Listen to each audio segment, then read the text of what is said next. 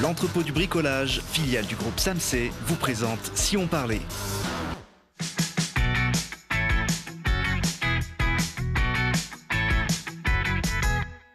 Parce que c'est important de regarder aussi ce qui se passe près de chez nous. Télé Grenoble vous donne la parole tous les jours du lundi au vendredi à 18h15, 20h15 et 23h15.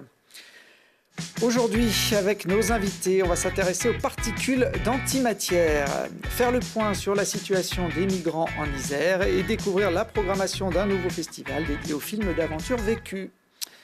Et pour parler de ces sujets, je reçois Monique Voya, membre actif du collectif Migrants en Isère. Bonjour. Bonjour. À côté de vous, Odile Darmostoup, la directrice du festival Les Clés de l'Aventure. Bonjour. Bonjour. Et puis un scientifique en face de vous, Johan Collot. Bonjour. Bonjour. Enseignant-chercheur en physique et organisateur de la Nuit de l'Antimatière qui aura lieu lundi prochain sur le campus grenoblois.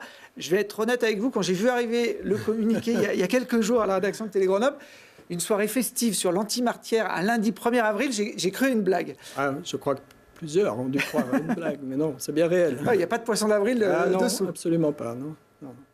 Alors, la première question, évidemment, que j'avais envie de vous poser, qu'on doit vous poser à chaque fois que vous parlez d'antimatière, qu'est-ce que c'est? En quoi ça... Alors, c'est un concept qui est apparu dans les années 30, au siècle dernier, et immédiatement, on a découvert les premières antiparticules. Donc, c'est bien réel, c'est utilisé, j'en parlerai dans ce que je vais dire. Et en fait, peut-être maintenant, aujourd'hui, notre façon de le comprendre, c'est de se dire, au début, l'univers était petit, très énergétique, ça c'est le Big Bang, il y a 14 milliards d'années, et il a dû, dans un premier temps, dans sa première minute, se peupler de particules, pour que ces particules ensuite s'amalgament pour créer ce qu'on connaît aujourd'hui, les galaxies, les étoiles, les planètes, et puis finalement les hommes, les êtres vivants. Mais comment sont apparues les premières particules ? Alors qu'il n'y avait que de l'énergie au début. Or, l'énergie, c'est neutre, ça ne contient pas de matière.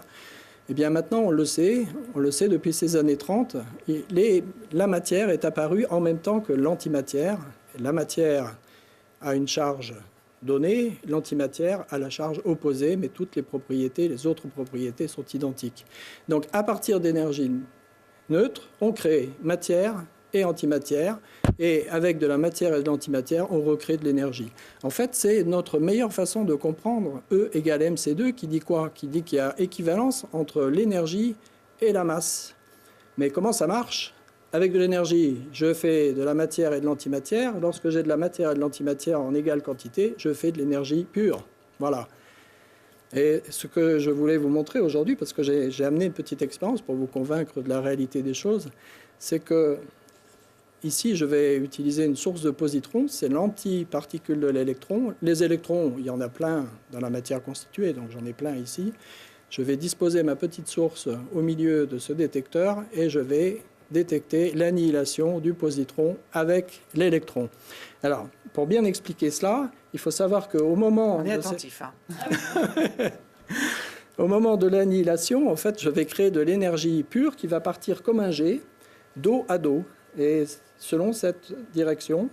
Et donc, je vais avoir un détecteur de photons, gamma, un autre pour détecter les deux objets qui partent dos à dos, ensuite des photomultiplicateurs, et puis ensuite un petit câblage et un ordinateur derrière pour piloter tout ça.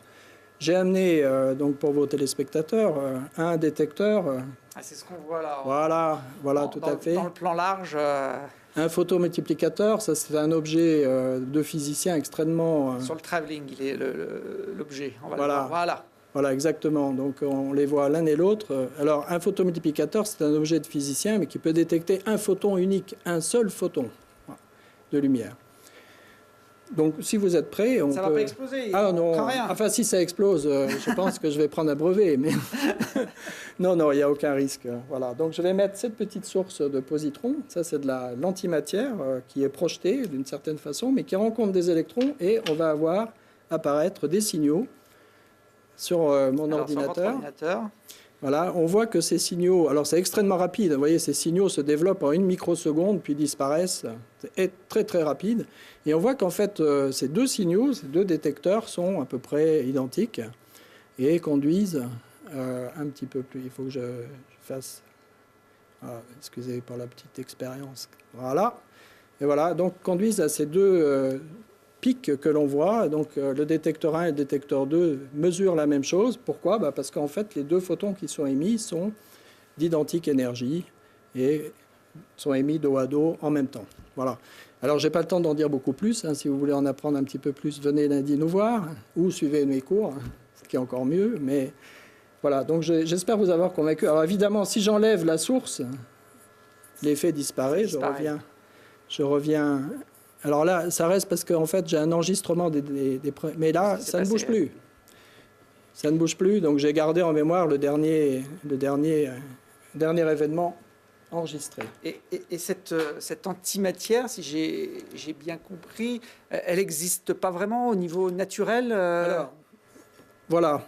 Alors, le grand mystère, c'est qu'on imagine qu'au démarrage de l'univers, il y a eu autant d'antimatière que de matière de créée. Il y avait une symétrie parfaite, obligatoire. Mais pour une raison qui, pour le moment, nous échappe encore en partie, l'antimatière a disparu en petite quantité. Ensuite, l'univers s'est refroidi. Il y avait moins d'antimatière que de matière. Et ces particules ont fini par se recombiner et donc recréer du rayonnement, mais n'avaient plus la possibilité de redevenir matériel. Et donc, du coup, en fait, l'antimatière a disparu. Et il n'y en reste pratiquement plus dans l'univers. Voilà. Donc ça, c'est un grand mystère de comprendre la disparition de l'antimatière. Alors là, on voit une petite animation qui symbolise justement le passage de ces particules à l'énergie et voilà, et donc on a un positron, un électron qui arrive et qui donne deux photons et qui sont émis dos à dos. Et donc c'est exactement ce que j'ai fait. Alors je voulais, excusez-moi. Alors je voulais juste vous dire qu'en fait ce principe est utilisé en médecine et c'est pour ça en fait que je montre cette expérience. En médecine, eh bien, comment fait-on? En fait, il se trouve que les tumeurs métabolisent de façon exacerbée le sucre. Une tumeur, finalement, consomme plus de sucre que les tissus sains. Alors, on marque un glucose, une sorte de sucre, avec un élément radioactif qui émet des positrons, qui émet donc de l'antimatière. Celui-ci est fixé préférentiellement dans les tumeurs. Les tumeurs fixent donc la radioactivité.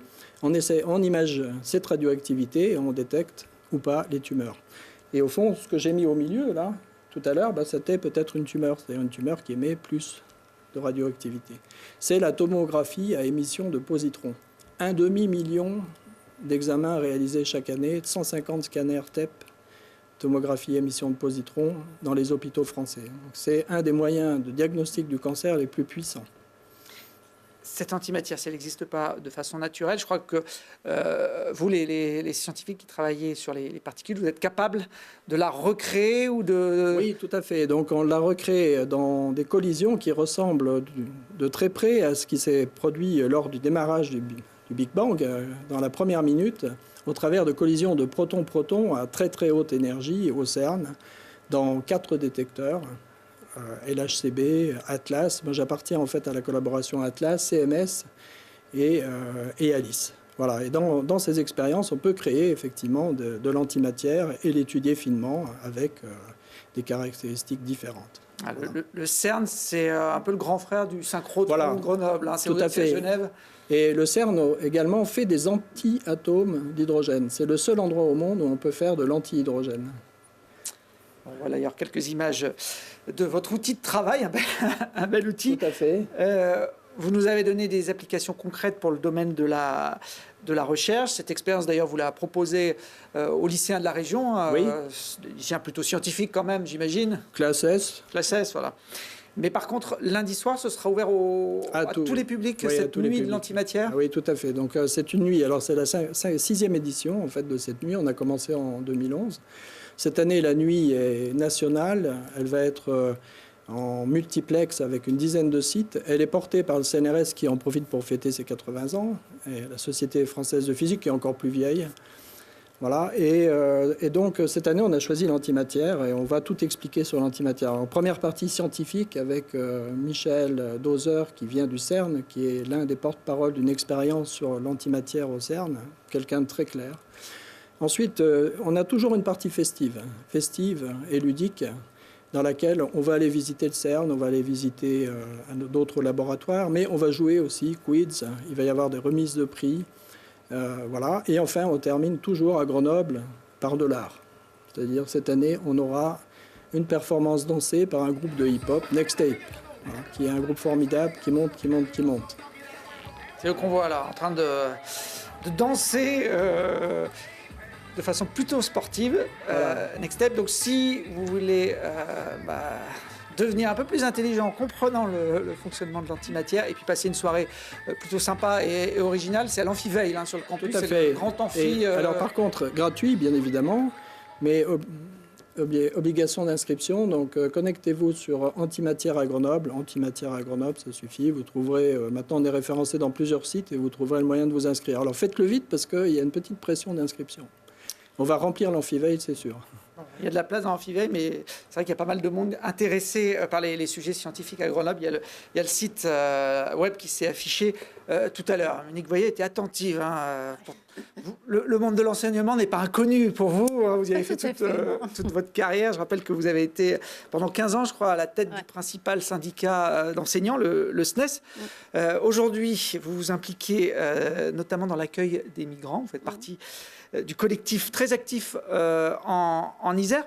Est-ce que la situation dans notre département est aussi grave que dans des départements comme le Nord-Pas-de-Calais ou les Alpes-Maritimes? Non, il y a moins de tension, mais on observe quand même une arrivée de jeunes, notamment de jeunes Guinéens, très jeunes, 15 ans, 17 ans, 18 ans, en augmentation.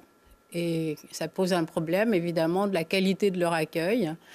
D'autant qu'il y a d'autres migrants qui sont arrivés depuis un certain temps.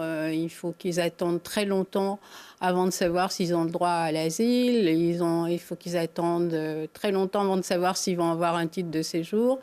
Et ceux-là n'ont pas de droit, véritablement, ni droit à l'hébergement, ni droit à la formation, ni droit au travail, rien. Et c'est un problème compliqué.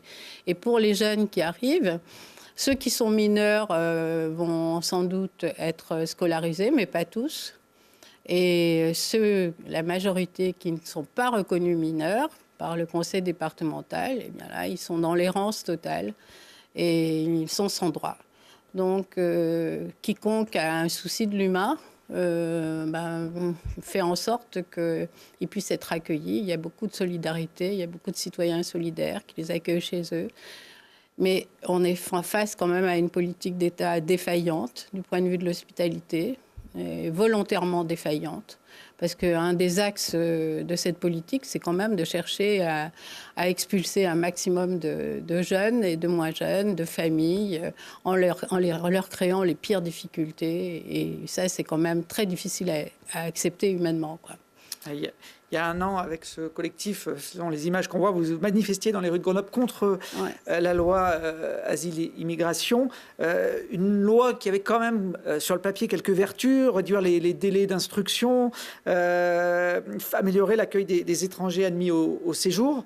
Est-ce qu'aujourd'hui, avec quelques mois de recul, vous êtes toujours aussi critique sur les délais n'ont pas vraiment été réduits. L'accueil de ceux qui acquièrent des titres de séjour, plutôt qui deviennent des réfugiés officiellement, qui ont un statut, il y a une tentative d'améliorer quand même les conditions d'accueil. On est en train d'y travailler, notamment avec une expérimentation à la métro en direction d'un contrat territorial d'accueil des réfugiés. Mais c'est la minorité qui va voir son sort à peu près pris en compte, un peu mieux pris en compte. Et la grande majorité se trouve dans une situation catastrophique. Or, c'est ça le paradoxe, c'est qu'il y a des talents parmi eux. Il y a des gens qui ont une aspiration forte à se former, à acquérir un métier, à travailler ici. Tous ceux qui sont scolarisés ou ceux qui sont dans des stages ont des appréciations hyper positives. Et on trouve quand même que c'est du gâchis que de ne pas faire en sorte qu'ils puissent travailler. La Chambre des métiers et du commerce dit qu'il y a des emplois qui ne sont pas vacants et qui se heurtent à cette difficulté créée par la loi qui n'accorde pas le droit de travail pendant des mois, des années.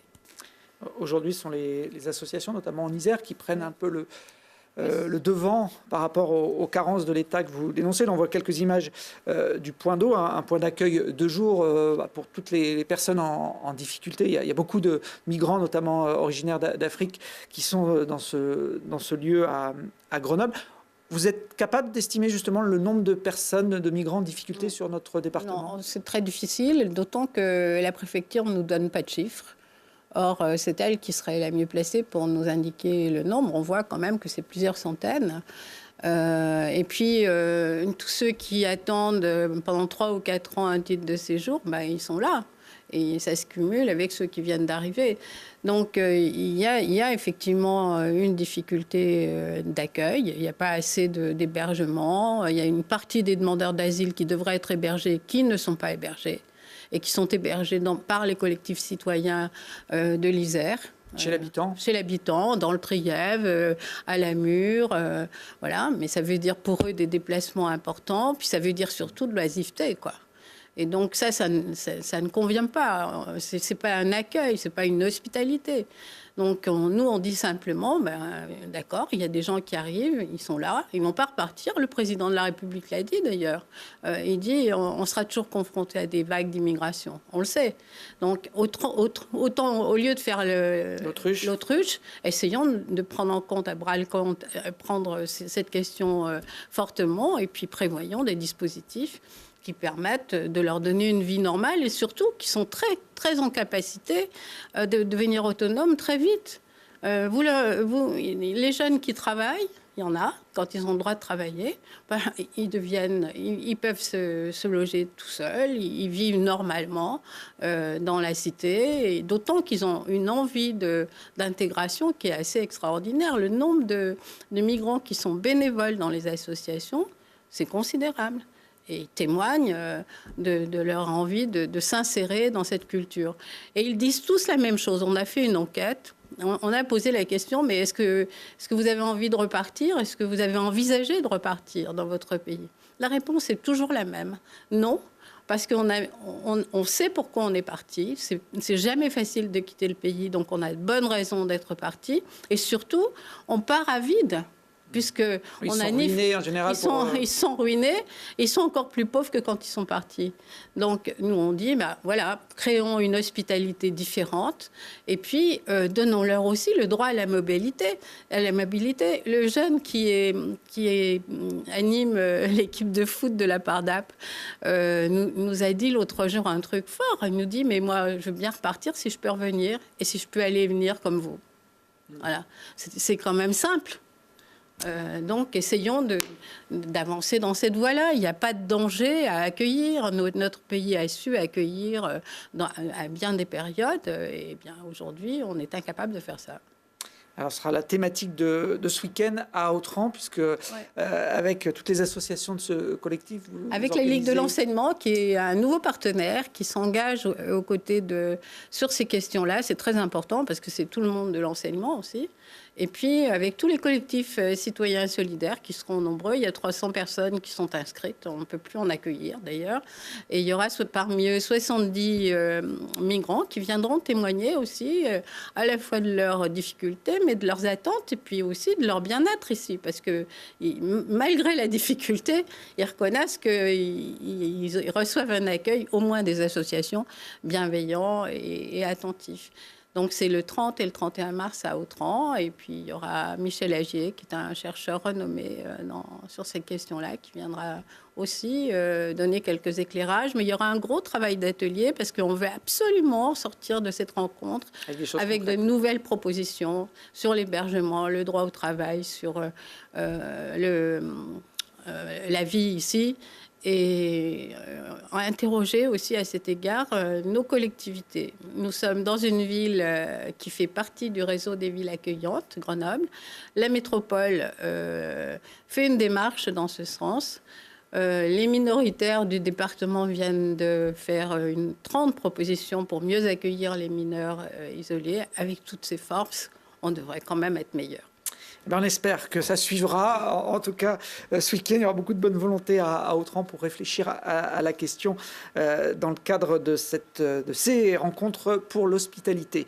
On va finir cette émission avec la présentation du festival Les Clés de l'Aventure qui aura lieu du 4 au 7 avril au Fontanil. C'est dans la banlieue de Grenoble. Odile, c'est une première édition, mais qui s'est construite sur les fonds d'un précédent festival. Tout à fait. C'est à la fois un nouveau départ, parce qu'on est une nouvelle équipe, et en même temps, c'est une suite, parce qu'on est à la 4e édition, donc on est dans une période de transition. J'étais venue vous voir en 2017, car j'étais la directrice du festival. L'association Caméra Aventure a décidé d'arrêter l'organisation de ce festival. Et moi, je suis une enfant du pays, du Fontanil, et je trouvais dommage que ce festival s'arrête. Donc, on a repris le flambeau. Et donc, on est passé des défis de l'aventure aux clés de l'aventure. Et je trouve que dans la vie, il n'y a pas de hasard. Et d'être à côté de Monique pour parler des clés de l'aventure en lien avec cette problématique de l'immigration, je trouve que c'est une chance, en fait, de pouvoir prendre la parole après elle. Parce que quand on m'interroge sur l'aventure aujourd'hui, je pense qu'effectivement, la première des grandes aventures vécues, c'est celle de tous ces gens qui quittent leur pays pour essayer de trouver un futur, un demain. Et nous, notre pari, et le mien, c'est... j'ai nommé ce festival Les Clés de l'Aventure pour mettre le focus sur le monde des solutions.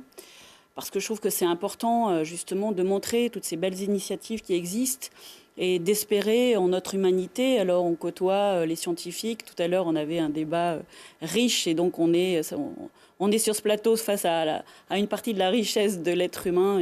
Et voilà, c'est le défi, nous, de ce festival. C'est à travers des films documentaires de qualité, montrer ô combien notre monde est beau, ô combien l'humanité est riche et belle. Et je veux croire, moi, en l'humanité et dans les solutions qu'elle peut apporter. Alors, il y aura une quinzaine de films en compétition dans votre festival pendant ces 3 jours. Alors, l'aventure vécue, vous le disiez, c'est vaste. Ça peut être des aventures sportives, des aventures humaines. On le voit sur les images de cette bande-annonce. On va voyager dans beaucoup d'univers. Tout à fait. Donc, on a voulu faire une programmation assez éclectique. On est à la fois dans l'aventure vécue sportive. Donc, on a de très beaux films de sportifs comme le film de Apurimac, c'est la descente du fleuve Amazon en kayak. On a 3 beaux films de passionnés du vélo, à la fois en BMX avec Into the Ride. On a un très beau film sur le Tour des Balkans. On redécouvre les Balkans grâce à un jeune qui s'appelle Jean-Hugues Goris qui a fait le Tour des Balkans. Une aventure sportive avec une nouvelle course initiée par des Parisiens passionnés de fight bike qui ont fait leur première course dans le désert mauritanien, qui sont là pour parler de leur aventure, et aussi des amoureux de la planète avec cette scientifique qui est allée découvrir une vallée où il reste des chimpanzés. Un hommage aux frères de Yvan Bourgnon avec un très beau film qui parle de ce destin un peu particulier. Il y a plein de choses. Vous parlez de navigation. Il y aura notamment un film qui a un lien avec les chercheurs et les scientifiques grenoblois. Ce sont les images qu'on voit. Ce bateau autonome qui s'appelle l'Energy Observer. Tout à fait. Et donc, dans notre festival, on a une rubrique qui s'appelle « Notre région a du talent ». Et quand j'ai pris connaissance de ce film, de ce projet... J'étais aussi fière du monde des scientifiques et c'est pour ça qu'on a programmé ce film-là parce que pour moi, c'est une des solutions, c'est-à-dire le monde des scientifiques qui rencontre, là en l'occurrence, le monde des marins. Et ensemble, ils essayent ils cherchent et ils trouvent une solution pour faire un système de propulsion avec des énergies renouvelables. Et justement, il y a toute la richesse du monde scientifique du CEA qui a participé notamment à la création de ces piles à hydrogène. Et on aura la présence d'un ingénieur du CEA qui viendra rencontrer justement des jeunes qu'on sensibilise à cette dimension des énergies renouvelables. Donc à la fois, c'est pour tout un large public et aussi pour des jeunes. Moi, j'ai vraiment envie de leur dire que tout est possible et que le monde est beau. Voilà. Il y a le programme complet sur le site internet. On va terminer avec un petit clin d'œil qui sera également à la programmation de votre festival. Le film s'appelle Les Aventuriers de la dent de crawl. C'est un film qui a été tourné dans les années 80, qui met en scène 2 disciplines, le vol libre et la spéléo, et 2 apprentis aventuriers qui doivent accéder au sommet de la dent de crawl pour récupérer une liqueur de jouvence. Vous allez sûrement reconnaître dans ce petit montage un personnage haut en couleur qui est encore dans l'actualité dauphinoise 30 ans après ce film. Vous croyez que vous y arriverez? Je vous sens moins à l'aise que dans votre laboratoire avec vos expériences, vos ordinateurs.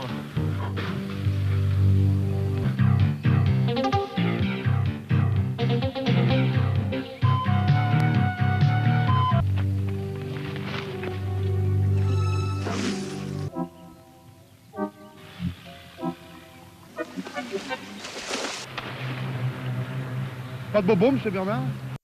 Bon, vous l'avez reconnu, Monique. Qui ne le reconnaîtrait pas. Serge Papagani, déjà, il y a 30 ans, il avait déjà les cheveux blancs et la même voix. Il n'a pas changé, à peine vieilli. Serge, ça fait plaisir de le voir dans un rôle de composition comme ça. Là, on a vu la partie vol libre. Il y a aussi une partie spéléo dans ce film. On en voit quelques images. Vous aimeriez d'ailleurs retrouver tous les protagonistes pour la projection C'est l'idée. En fait, on fait un appel justement tous ceux qui ont participé à l'époque à ce tournage, un film de fiction de 26 minutes qui met en scène Chantal Romé, là, une excellente comédienne et des comédiens de la région. Et des techniciens de la région. L'image, elle est faite par Christian Gaume, qui est quand même maintenant un réalisateur connu et reconnu. Moi, j'étais au son, c'était mes premières armes de preneuse de son. C'est un très très beau moment et on a envie justement de célébrer et de mettre en valeur notre région et de montrer avec un peu d'humour ô combien il reste tellement plein de belles choses à réaliser. Ça sera le vendredi 5 avril à 19h, la projection des aventuriers de la dent de crawl avec Serge Papagani notamment. Merci en tout cas à tous les trois d'être venus sur le plateau de Si on parlait. Nous on vous retrouve dès demain pour d'autres aventures.